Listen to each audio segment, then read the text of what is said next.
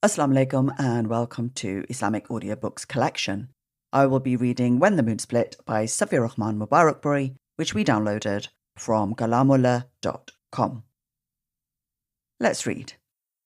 Page 117. Various tribes are invited to Islam. Once again, it was time for the Prophet, peace be upon him, to take Allah's message to the people outside Mecca. Tribes from all over Arabia would journey to Ukaz, Mujana and Dhul Majaz, where 3 huge fairs were held each year. The fair at Ukaz, a village between Nakhla and Taif, lasted the first 20 days of the month of Dhul Qa'dah. Then the tribes would move to Mujana and set up markets there. Finally, during the first days of Dhul Hijjah, markets were set up in Dhul Majaz, behind Jabal Rahmah on the plain of Arafah. The people would perform the Hajj, or pilgrimage rites, following the last fair. Taking the opportunity of finding a large audience, the Prophet, peace be upon him, approached various tribes with his message of Allah's oneness and his own prophethood. Those invited to Islam were Banu Amir bin Sasa, Banu Fazara, Ghassan, Murrah, Banu Hanifa, Banu Sulaim, Banu Abs, Banu Nasar, Banu al-Baqah, Kinda, Kalb, Banu al-Harith bin Ka'ab, Udra, and Hadama. None of these tribes accepted the Prophet, peace be upon him's invitation, but they responded in different ways. Some of them declined politely, some asked him to appoint them as his successors after his death, some pointed out that most of the Prophet, peace be upon him's kinsmen and tribesmen had refused to follow him, and some resorted to insults. Banu Hanifa, the tribe of Musaylima al-Khadab or Musaylima the liar, who was later to pose as a prophet himself, was especially disrespectful to the Prophet, peace be upon him. Although the vast majority of Meccan pagans rejected the Prophet, peace be upon him, a few people outside Mecca embraced Islam. Some of them are mentioned below. Suwaid bin Samit, a poet from Yathrib, the modern-day Medina, Suwaid came to Mecca to perform pilgrimage. When the Prophet, peace be upon him, invited him to Islam, Suwaid recited some of his own verses to the Prophet, peace be upon him. In response, the Prophet, peace be upon him, recited some verses of the Qur'an, declaring, "I have never heard such sublime words." Suwaid embraced Islam. He was killed in the fighting between the Aus and the Khazraj. Ayas bin Mu'ad. He was also from Yathrib and came to Mecca in the 11th year of the Prophet, peace be upon him's mission. He was a deputy from the tribe of Aus and came to Mecca seeking assistance against the rival Khazraj tribe. The Prophet, peace be upon him, invited Ayas to Islam and recited some Quranic verses for him. When Ayas heard the Prophet, peace be upon him, recite, he told the other delegation members, "By God, this is better than what we have come here for." His fellow tribesman, Abu Khusair, threw pebbles in Ayas's face and snapped, "Leave it, we have come here with a different purpose." The chastened Ayas fell silent. Upon his return to Yathrib, Ayas felt seriously ill. His praise and glorification of Allah just before he died left little doubt about his conversion to Islam.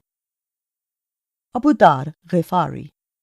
He had heard about the Prophet Muhammad, peace be upon him, through Suwaid bin Samit and Ayas bin Mu'ad, and was interested in knowing more.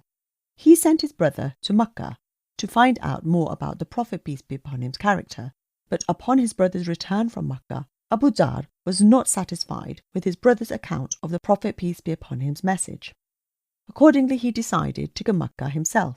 Abu Dhar reached Mecca, but fearing for his life, he did not ask about the Prophet, peace be upon him. At last, Ali, may Allah be pleased with him, took him to the Prophet, peace be upon him, who then described the tenets of Islam to him. Convinced at what he had heard, Abu Dhar became Muslim. His heart now full of courage and faith, Abu Dhar went to the Kaaba to announce that he had embraced Islam. The Quraysh responded by beating him, and only the intervention of Abbas, may Allah be pleased with him, the Prophet, peace be upon him's uncle, saved him from being killed. The next day, Abu Dhar repeated his announcement at the Kaaba, and once again Abbas, may Allah be pleased with him, had to rescue him from the Quraysh. Abu Dhar then returned to his tribe, Banu Ghifar, and left them early when he migrated to Medina with other Muslims. Tufair bin Amr Dawsi. He was a prominent poet and a chieftain of the Daws tribe that lived on the outskirts of Yemen. 11 years after the Prophet, peace be upon him, began his mission, Tufail visited Makkah only to be warned by the Quraysh about the danger of Muhammad, peace be upon him's, bewitching words. Tufail went to the Kaaba with cotton stuffed in his ears as a precaution against the Prophet, peace be upon him's, preaching. He arrived at the Kaaba to find the Prophet, peace be upon him, performing his prayers nearby. Overcome by curiosity, Tufail decided to listen to Muhammad, peace be upon him's, recitation. I am a poet with a trained ear. I can determine if what Muhammad, peace be upon him, says is true or false. Only if his words are good shall I accept what he says. He was amazed by the Prophet, peace be upon him's, recitation. Tufail then followed the Prophet, peace be upon him, home and asked him to explain Islam to him. After the Prophet, peace be upon him, did so, Tufail embraced Islam. He then told the Prophet, peace be upon him, that his people trusted him and would listen to what he had to say, and that he would invite them to Islam. He asked the Prophet, peace be upon him, to give him a sign by which the people would recognize the truth of his words. The Prophet, peace be upon him, prayed to Allah to give him such a sign, and when Tufail went back to his people, his face was radiant. His people were reluctant to accept Islam, but his father and wife readily became Muslim. By the time he migrated to Medina, however, 70 or 80 families from his tribe had accepted Islam, and they accompanied him on the journey to Medina. Dimad Azdi, a skilled exorcist, he hailed from the Azd Shanwa tribe of Yemen. When he came to Makkah, he heard a rumour that Muhammad, peace be upon him, was insane. He then approached the Prophet, peace be upon him, and offered to cure him. The Prophet, peace be upon him, responded by saying, "All praise be to Allah. We glorify Him and seek His help. He whom Allah has guided cannot be misled, and he whom Allah has led astray cannot be guided. I bear witness that there is no God except Allah, and I bear witness that Muhammad, peace be upon him, is his servant and messenger." Dimad was so impressed with the Prophet, peace be upon him's, speech that he repeated it thrice and said, "I have heard the speeches of sorcerers, soothsayers and poets, but never before have I heard anything like this." He then asked the Prophet, peace be upon him, to extend his hand so that he could pledge his allegiance to him, peace be upon him. 6 pilgrims from Yathrib. These 6 men from the Khazraj tribe of Yathrib were Asad bin Zurara, Auf bin Harith bin Rifa, Rafi bin Malik bin Ailan, Qatba bin Amir Hadida, Uqba bin Amir bin Nabi, and Jabir bin Abdullah bin Riqab. They had come along with other pilgrims from Yathrib to Makkah in the 11th year of the Prophet, peace be upon him's, mission. Yathrib was also home to some Jewish tribes, and occasionally disputes would flare up between the Arabs and Jews. The Jewish minority would intimidate the Arabs by saying that soon a prophet would be sent to lead the Jews in battle. The Arabs, they claimed, would be slaughtered like the people of Ad and Iram. These 6 pilgrims were sitting together in Mina, just outside Makkah one night, when the Prophet, peace be upon him, passed by. He approached them and asked, "Who are you?" "We belong to the Khazraj," they answered. "Allies of the Jews," the Prophet, peace be upon him, commented. They replied in the affirmative. "Let us sit together and talk," the Prophet, peace be upon him, suggested. He spoke to them about Islam, recited some verses of the Qur'an, and invited them to believe in Allah, the One, the Exalted. The men sitting with the Prophet, peace be upon him, recognized who he was. "This is the same Prophet the Jews constantly threaten us with. Let us pledge allegiance to him before they do." All 6 men accepted Islam. "We left our people in such a plight," they said. "If Allah unites us through you, you would be honoured more than anyone else among us." The 6 new Muslims promised that they would invite their people to Islam upon returning to Yathrib. and that they would meet the Prophet, peace be upon him, again during the next pilgrimage. The next year, 5 of the 6 men from Yathrib returned to meet the Prophet, peace be upon him, during Hajj. They brought with them 5 converts from their own tribe and 2 from the tribe of Aus. The names of the 5 converts of the Khazraj tribe were Mu'ad bin Harith, or Mu'ad bin Ifra, Zakwan bin Abdul Qais, Ubadah bin Samit, Yazid bin Thulba, and Abbas bin Ubadah bin Fadla. The 2 men from the Aus tribe were Abul Haytham bin al-Tayhan and Uwaym bin Sa'idah. Again, they met the Prophet, peace be upon him, in Mina, where he taught them more about Islam and asked them to take an oath of allegiance. This was known as the first pledge of Aqaba.